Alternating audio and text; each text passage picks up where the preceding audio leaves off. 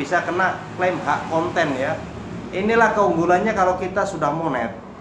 Konten kita ini punya hak cipta kawan. Kita bisa klaim. Jadi kalau di luar sana ada yang meniru gaya kita, ucapkan selamat tinggal pada Lur. Selamat siang Lur. Kali ini saya akan membahas konten yang menurut saya itu persaingannya ketat, susah berkembang kalau kita tidak istilahnya totalitas atau mempunyai gebrakan-gebrakan tertentu ya. Dan walaupun demikian, kalau saya lihat ini teman-teman, khususnya teman-teman para ibu-ibu ini yang suka rajin memasak ya. Ini di sini saya bukan so ahli ataupun menggurui ya, tapi di sini pengamatan saya sebagai istilahnya saya ini penonton lah. Saya anggap sebagai penonton saja ya. Karena apa? Konten masak itu kebanyakan rekan-rekan toh itu cuma melihatkan wajahnya, tangannya, bumbunya, resepnya segala macam, udah. Konten ini, konten itu, teman ini, teman itu, hampir semuanya itu sama. Jadi yang jadi persoalan nanti kalau kontennya begitu terus, toh ini pengalaman atau pengamatan saya sebagai penonton ini ya. Setuju monggo, nggak setuju ya wes tinggalkan. Sama saya bebas pokoknya ya. Sak senengmu, sak karepmu, sak bahagiamu.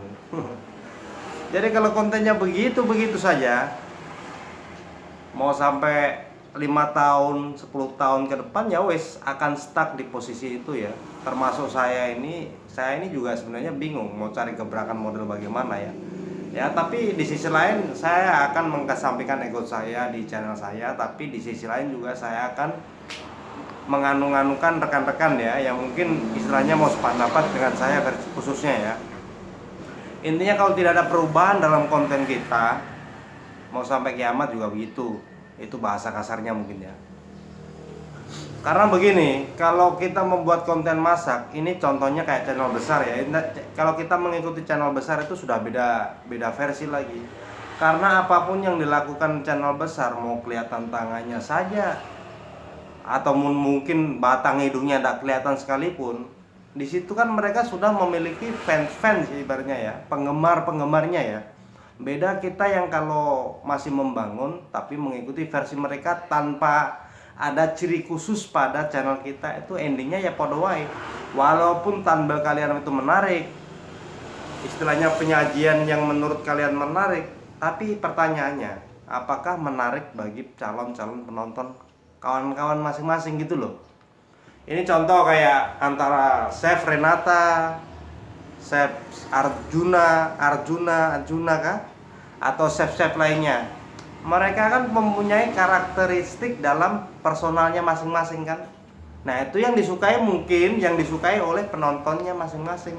Jadi setiap chef itu kan pasti punya penggemarnya masing-masing kan. Kan tidak mungkin chef ini punya penggemar ini, satu penggemar dua chef, jarang terjadi kawan. Paling satu gitu. Jadi istilahnya kalau inti dari celotehan dan jelas ini kurang lebih ya di personal branding kalian masing-masing.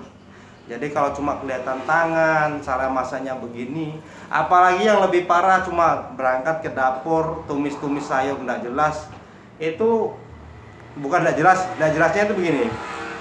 Konten yang sampean buat itu kan pada umumnya semua orang bisa bikin masak-masakan tersebut ya tanpa harus melihat konten. Nah di sini di konten di YouTube itu yang dicari yang unik, yang mungkin orang belum tahu, yang mungkin membuat orang penasaran dengan cara-cara kalian berkonten gitu loh. Ini pengamatan sebagai penonton, bukan soali koreksi ya. Ingat ya, saya ini penonton, saya juga suka penonton loh begini-begini.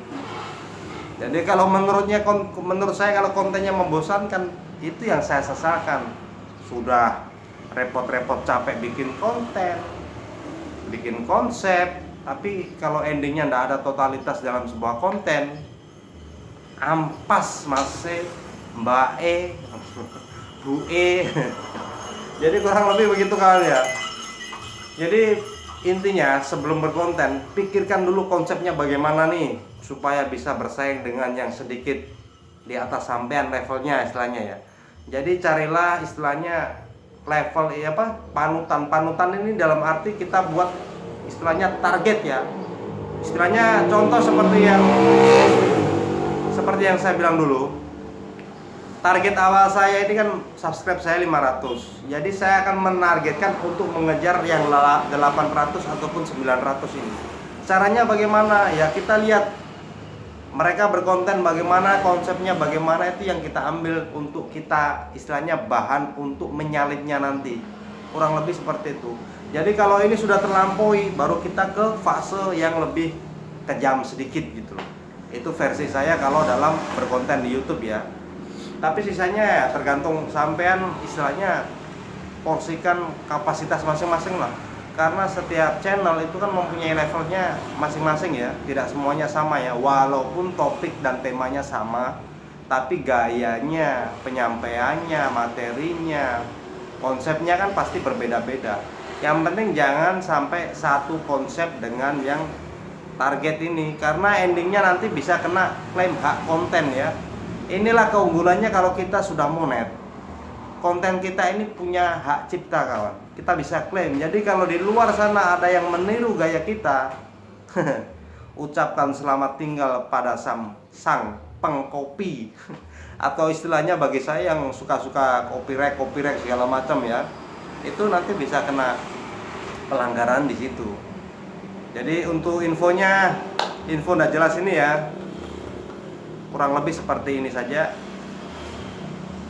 Walaupun mungkin persentasenya enggak maksimal ya, karena terus terang sebagai konten kreator di YouTube ini adalah kelemahan saya.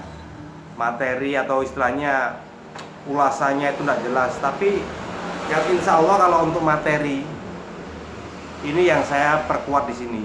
Kalau terus terang, nah ini lagi terus terang kalau untuk persentase saya yang mungkin belepotan di sini.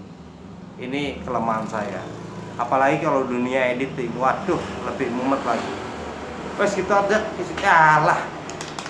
wes gitu aja lah ya. Daripada makin belibet lagi nanti ngomongnya, nggak tahu moodnya lagi bad mood mungkin ya. Sekian dari saya. Assalamualaikum warahmatullahi wabarakatuh.